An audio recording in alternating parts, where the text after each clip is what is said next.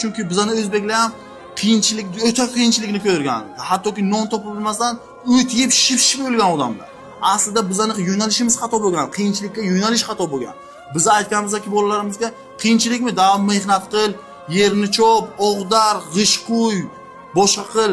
Faqat fizik, ya'ni tana mehnatiga yuborganmiz. Aqliy salohiyatni, aqliy mehnatga biz yo'naltirmaganmiz. O'sha Hindistonda nima qiladi ular? Ular o'zini o'sha o'lib ketayotgan bo'lsa ham, terisi badaniga suyagiga yopishib ketayotgan bo'lsa ham o'g'liga aytadi: "O'g'lim, meni ko'r.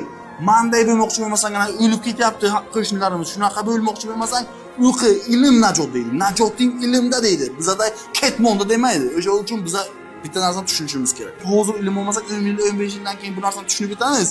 Boshimiz bo'lib devorga uriladi. O'sha vaqt kech bo'lganini sezamiz. Keyin bir-birimizga qarab, na yig'lashni, na bir-birimizga tasalli berishni bilamiz. Drinking dope turned me to a superhero, yeah.